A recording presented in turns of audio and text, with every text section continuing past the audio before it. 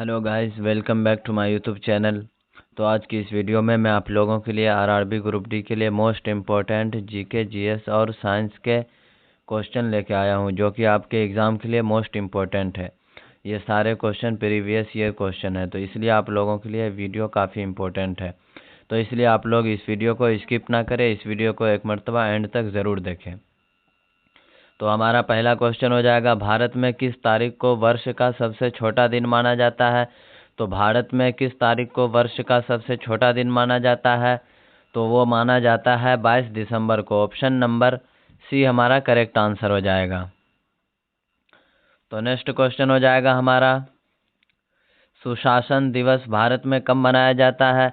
तो सुशासन दिवस भारत में कब मनाया जाता है? तो वो मनाया जाता है 26 दिसंबर को, 25 दिसंबर को। ऑप्शन नंबर सी हमारा करेक्ट आंसर हो जाएगा।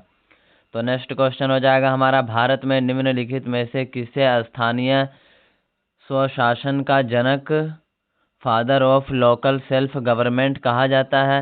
तो भारत में निम्नलिखित में से किसे स्थानीय स्वशासन का जनक कहा जाता है? तो इसका जो करेक्ट आंसर हो जाएगा वो हो जाएगा हमारा Lord Ripon. Option number A हमारा करेक्ट आंसर हो जाएगा।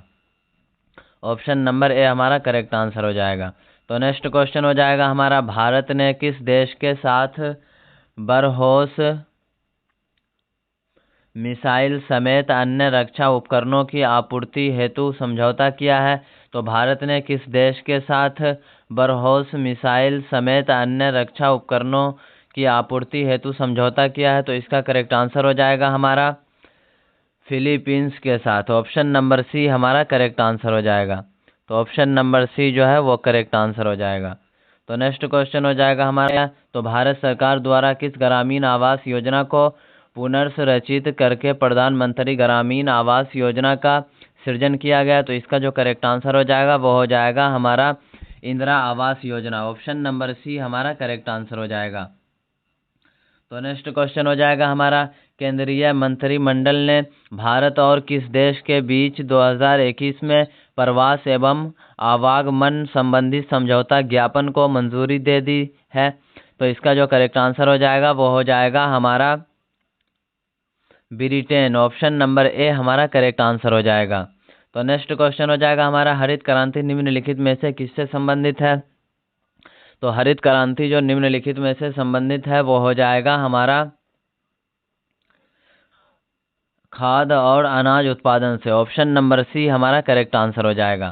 तो नेक्स्ट क्वेश्चन हो जाएगा हमारा, पलासी के युद्ध के समय बंगाल का नवाब कौन था? तो पलासी के युद्ध के समय बंगाल का नवाब जो था वो हो जाएगा हमारा सिराजुद्दौला। ऑप्शन नंबर सी हमारा करेक्ट आंसर हो जाएगा। तो नेक्स्ट क्वेश्चन हो जाएगा हमारा, Atal mission for rejuvenation and urban transformation Amrut इनमें से किससे संबंधित है? तो इसका जो करेक्ट आंसर हो जाएगा वो हो जाएगा हमारा मूलभूत नागरिक सुविधाएं से। ऑप्शन नंबर बी हमारा करेक्ट आंसर हो जाएगा। तो नेक्स्ट क्वेश्चन हो जाएगा हमारा, यूनेस्को का मुख्यालय कहाँ है? तो यूनेस्को का मुख्यालय जो है वो हो जाएगा हमारा पेरिस में। ऑप्शन नंबर ए हमारा करेक्ट आंसर हो जाएगा। तो नेक्स्ट क्वेश्चन हो जाएगा हमारा, इनमें से किसे grand old man of India के नाम से जाना जाता है? तो इनमें से किसे grand old man of India के नाम से जाना जाता है? तो इसका करेक्ट आंसर हो जाएगा हमारा दादा भाई नौरोजी को। ऑप्शन नंबर सी हमारा करेक्ट आंसर हो जाएगा।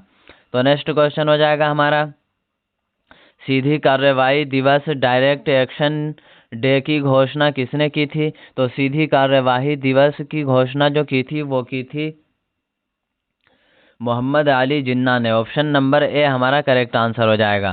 तो नेक्स्ट क्वेश्चन हो जाएगा हमारा, अक्षांश का 1% लगभग कितना किलोमीटर के बराबर होता है? तो अक्षांश का 1% जो होता है वो होता है 111 किलोमीटर के बराबर। ऑप्शन नंबर बी हमारा करेक्ट आंसर हो जाएगा।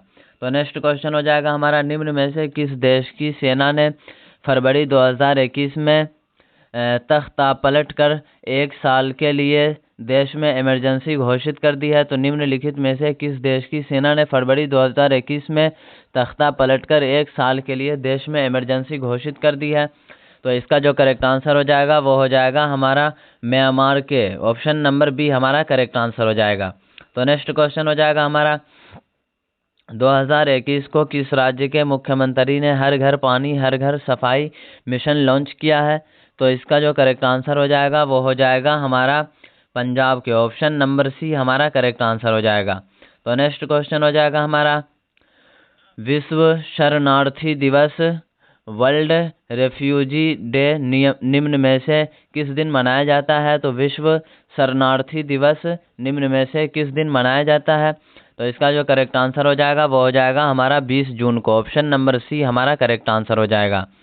तो नेक्स्ट क्वेश्चन हो जाएगा हमारा किस देश के एक वैज्ञानिक ने 2021 में एक प्रायोगिक परमाणु रिएक्टर की योजना का खुलासा किया है जिसे ठंडा करने के लिए पानी की आवश्यकता नहीं होती है? तो इसका जो करेक्ट आंसर हो जाएगा वो हो जाएगा हमारा चीन। ऑप्शन नंबर सी हमारा करेक्ट आंसर हो जाएगा। तो नेक्स्ट क्वेश्चन हो जाएगा हमारा किस राज्य सरकार ने 14 सितंबर 2021 को मैं बाजरा मिशन लॉन्च किया है? तो किस राज्य सरकार ने 24 सितंबर 2021 में बाजरा मिशन लॉन्च किया है? तो इसका जो करेक्ट आंसर हो जाएगा वो हो जाएगा हमारा छत्तीसगढ़। ऑप्शन नंबर सी हमारा करेक्ट आंसर हो जाएगा। Option number C correct answer हो जाएगा। तो नेक्स्ट क्वेश्चन हो जाएगा हमारा वैश्विक बहुआयामी गरीबी सूचकांक 2024 के अनुसार विश्व में तीव्र गरीबी में रहने वाले लोगों की संख्या कितनी है? तो वैश्विक बहुआयामी गरीबी सूचकांक 2024 के अनुसार विश्व में तीव्र गरीबी में रहने वाले लोगों की संख्या कितनी है? तो इसका जो करेक्ट आंसर हो जाएगा वो हो जाएगा हमारा 1.1 बिलियन। ऑप्शन नंबर सी हमारा करेक्ट आंसर हो जाएगा। तो नेक्स्ट क्वेश्चन हो जाएगा हमारा वैश्विक बहुआयामी गरीबी सूचकांक 2024 के अनुसार निम्नलिखित में से किस देश में गरीबों की संख्या सर्वाधिक है? तो इसका जो करेक्ट आंसर हो जाएगा वो हो जाएगा हमारा भारत। ऑप्शन नंबर डी हमारा करेक्ट आंसर हो जाएगा। वैश्विक बहुआयामी गरीबी सूचकांक 2024 के अनुसार सबसे ज़्यादा गरीबी संख्या जो है वो भारत में है। Option number D correct answer हो जाएगा। तो नेक्स्ट क्वेश्चन हो जाएगा हमारा दूध के घनत्व को निर्धारित करने के लिए कौन सा उपकरण उपयोगी है? तो दूध के घनत्व को निर्धारित करने के लिए कौन सा उपकरण उपयोगी है? तो इसका जो करेक्ट आंसर हो जाएगा वो हो जाएगा हमारा lactometer. Option number B correct answer हो जाएगा। तो नेक्स्ट क्वेश्चन हो जाएगा हमारा एक गतिमान वस्तु का संवेग कुछ कारकों पर निर्भर करता है, निम्नलिखित में से कौन सा कथन सबसे उपयुक्त है?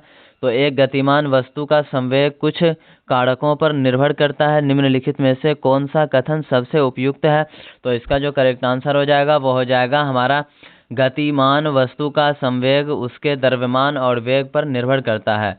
तो ऑप्शन नंबर बी हमारा करेक्ट आंसर हो जाएगा। तो नेक्स्ट क्वेश्चन हो जाएगा हमारा किसी वस्तु पर किया गया कार्य निर्भर करता है। तो किसी वस्तु पर किया गया कार्य जो निर्भर करता है, इसमें दिया हुआ ऑप्शन नंबर ए में है विस्थापन पर, ऑप्शन नंबर बी में है बल और विस्थापन के बीच कोण पर, ऑप्शन नंबर सी में है प्रयुक्त बल पर, ऑप्शन नंबर डी में है वस्तु के द्रव्यमान पर।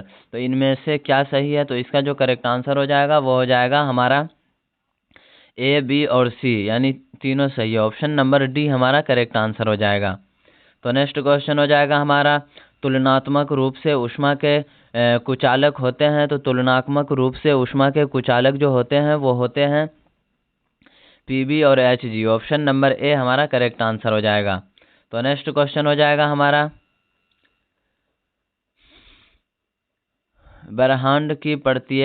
ब्रह्मांड की प्रत्येक वस्तु एक बल के साथ प्रत्येक अन्य वस्तु को आकर्षित करती है जो होता है। तो ब्रह्मांड की प्रत्येक वस्तु एक बल के साथ प्रत्येक अन्य वस्तु को आकर्षित करती है जो होता है। तो इसका जो करेक्ट आंसर हो जाएगा वो हो जाएगा हमारा उनके द्रव्यमान के गुणन के अनुपातिक और उनके बीच की दूरी के वर्ग के व्युत्क्रमानुपाती होते हैं। तो ऑप्शन नंबर बी हमारा करेक्ट आंसर हो जाएगा।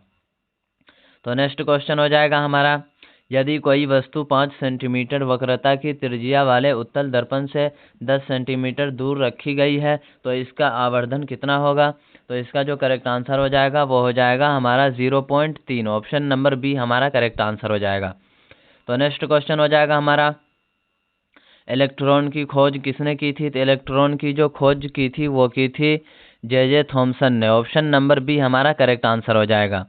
तो नेक्स्ट क्वेश्चन हो जाएगा हमारा, निम्नलिखित में से कौन सा कथन सही या गलत नहीं है।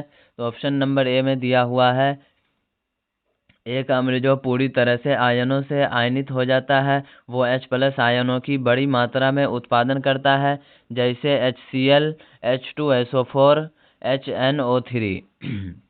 ऑप्शन नंबर बी में है, एक अम्ल जो आंशिक रूप से जल में आयनित हो जाता है वो H+ आयनों की कम मात्रा में उत्पादन करता है, उदाहरण के लिए CH3, COOH, H2CO3, H2SO3। तो इसका जो करेक्ट आंसर हो जाएगा वो हो जाएगा हमारा ए और बी दोनों सही है। तो ऑप्शन नंबर बी हमारा करेक्ट आंसर हो जाएगा। तो नेक्स्ट क्वेश्चन हो जाएगा हमारा, जब तत्वों को परमाणु भारों के बढ़ते क्रम में व्यवस्थित किया जाता है तो बीच वाले तत्व का परमाणु भार अन्य दो तत्वों के परमाणु भारों के लगभग औसत होता है। इस नियम को जाना जाता है। तो इसका जो करेक्ट आंसर हो जाएगा वो हो जाएगा हमारा डोबे-रायनर के त्रिक का नियम। ऑप्शन नंबर डी हमारा करेक्ट आंसर हो जाएगा। तो नेक्स्ट क्वेश्चन हो जाएगा हमारा, सबसे नमनीय तन्यशील धातु है। तो सबसे नमनीय तन्यशील धातु जो है वो हो जाएगा हमारा AU। ऑप्शन नंबर बी हमारा करेक्ट आंसर हो जाएगा। तो नेक्स्ट क्वेश्चन हो जाएगा हमारा, निम्नलिखित में से कौन सा से कथन सत्य है।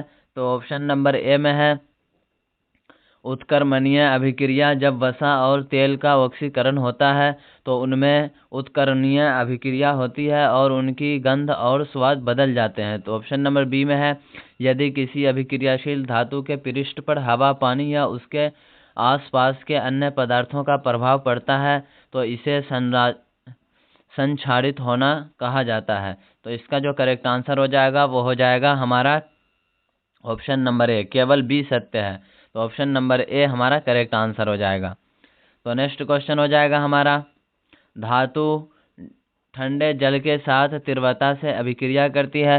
तो धातु ठंडे जल के साथ तीव्रता से अभिक्रिया करती है। तो इसका जो करेक्ट आंसर हो जाएगा वो हो जाएगा Na यानी सोडियम। ऑप्शन नंबर ए हमारा करेक्ट आंसर हो जाएगा।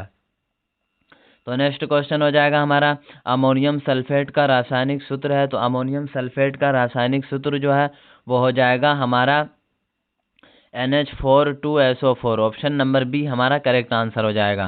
तो नेक्स्ट क्वेश्चन हो जाएगा हमारा, पीतल निम्न में से किससे बनी एक मिश्र धातु है। तो पीतल निम्न में से किससे बनी एक मिश्र धातु है। तो इसका जो करेक्ट आंसर हो जाएगा वो हो जाएगा हमारा तांबा और जस्ता का। ऑप्शन नंबर ए हमारा करेक्ट आंसर हो जाएगा। तो नेक्स्ट क्वेश्चन हो जाएगा हमारा, इनमें से कौन सा तांबे का मुख्य अयस्क है। तो इनमें से कौन सा तांबे का मुख्य अयस्क है। तो इसका करेक्ट आंसर हो जाएगा हमारा चल्कोपाइलाइट। ऑप्शन नंबर बी हमारा करेक्ट आंसर हो जाएगा।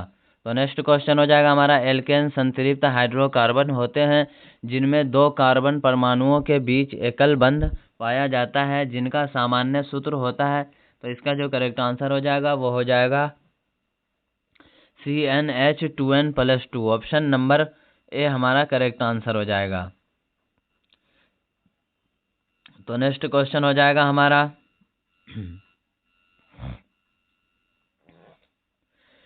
टेरिडोफाइटा समूह के पौधों में नहीं पाए जाते हैं। तो फाइडा समूह के पौधों में जो नहीं पाए जाते हैं वो नहीं पाए जाते हैं फूल। ऑप्शन नंबर बी हमारा करेक्ट आंसर हो जाएगा।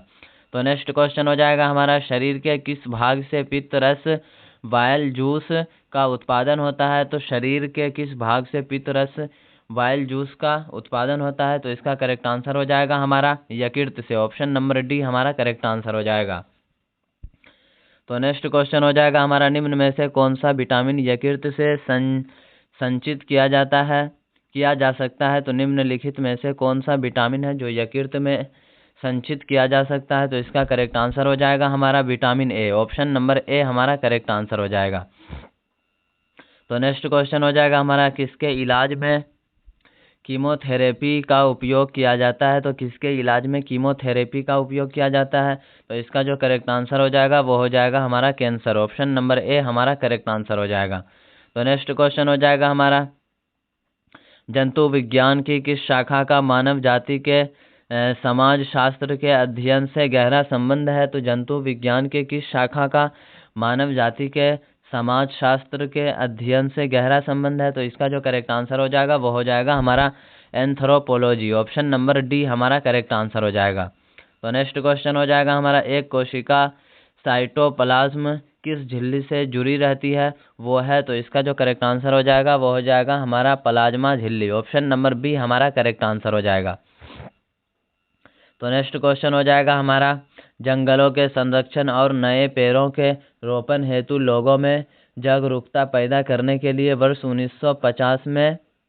द्वारा वन महोत्सव की शुरुआत की गई थी। तो इसका जो करेक्ट आंसर हो जाएगा वो हो जाएगा हमारा के.एम. मुंशी के द्वारा। ऑप्शन नंबर बी हमारा करेक्ट आंसर हो जाएगा। तो नेक्स्ट क्वेश्चन हो जाएगा हमारा, कंप्यूटिंग के क्षेत्र में इनेक का पूर्ण रूप क्या है? तो कंप्यूटिंग के क्षेत्र में इनेक का पूर्ण रूप जो है वो हो जाएगा हमारा electronic numbers integration and computer.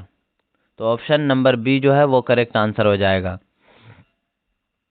तो नेक्स्ट क्वेश्चन हो जाएगा हमारा, ईपड़ोम का पूरा नाम निम्नलिखित में से कौन सा है? तो ईपड़ोम का पूरा नाम निम्नलिखित में से जो है वो हो जाएगा हमारा electrically erasable programmable read only memory. Option number B हमारा करेक्ट आंसर हो जाएगा। तो आप लोगों को ये वीडियो कैसा लगा? अगर अच्छा लगा हो तो इस वीडियो को लाइक करें और ज़्यादा से ज़्यादा शेयर करें। तो मिलते हैं फिर से अगले वीडियो में, तब तक के लिए धन्यवाद।